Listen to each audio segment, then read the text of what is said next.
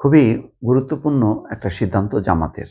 তারুণ্যে ভর করে এককভাবে নির্বাচনের প্রস্তুতি জামাতের ১২ জন প্রার্থী চূড়ান্ত। সবসময় দেখেন জামাত যত দ্রুত গতিতে গুছায় ফেলে অন্যরা পারে না। বিশেষ করে অন্যরা বলতে বিএনপি পারে না। বিএনপিকে এগুলি প্যাচ-আপ করতে হয়, একে শান্ত করতে হয়, ওকে ম্যানেজ করতে হয়। এই সমস্ত নানান করতে তারা যখন নাকি একদম চূড়ান্ত সময়ে সবকিছু করে, তখন আর ওই যে মানুষের কাছে যাওয়া, একক প্রার্থীর পক্ষে সংগঠিত করা দলকে, নেতাকর্মীদেরকে এবং জনগণের কাছে বার্তা পৌঁছাতে দেরি হয়ে যায়। এই যে গ্যাপ পিরিয়ডটা সুযোগ নেয় হচ্ছে জামাত।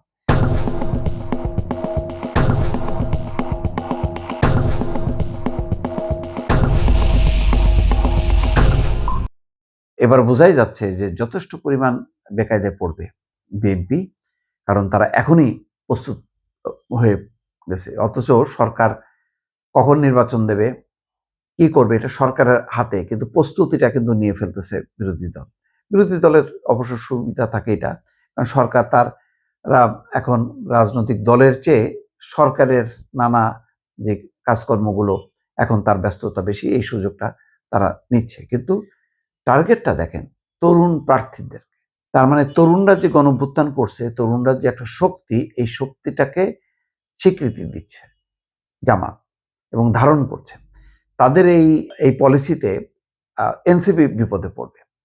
এবার এনসিপি এই জামাত যদি ১২টা সিটি নির্বাচনে যদি ১২ জন প্রার্থীকে দেয়, তার বিপরীতে এনসিপির অবস্থাটা বেশ করুণ হবে, মানে ধোপে টিকবে না। এখনই বোঝা যাবে যে এনসিপি আসলে তার শক্তিটাকে সমবেত করতে পারছে কিনা। কারণ জামাত সবসময় মনে করে যে এই যে জুলাই আন্দোলনে আসলে প্রকৃতপক্ষে তারা ওই এনসিপি হোক বা অন্য ব্যানারে হোক, মূলত তাদের লোকজন করেছে, তাদের তরুণরাই এটা সংগঠিত করেছে, শিবিরের নেতারা। তো এখন এই শিবিরের সাবেক নেতাদেরকে দেওয়া হবে, হয়তো সাদিক কায়ুম তাকে ঢাকা দক্ষিণে দিতে পারে, এইভাবে তারা সাজাতে পারে। তো এটা ভালো একটা রাজনৈতিক দল হিসেবে যে এই পরিকল্পনা নিয়ে তারা এগোচ্ছে, তরুণদেরকে প্রাধান্য দিচ্ছে, তুলনামূলকভাবে একটা গোড়া রাজনৈতিক দল হবার পরও এই বিষয়টা বিএনপির জন্য যেমন চ্যালেঞ্জ, এনসিপির জন্য অস্তিত্বের মুখে পড়বে। এই সিটি নির্বাচনে যদি এনসিপি কোথাও জিততে না পারে, তাহলে বোঝা যাবে যে আসলে তাদের আর উত্থান ঘটবে না।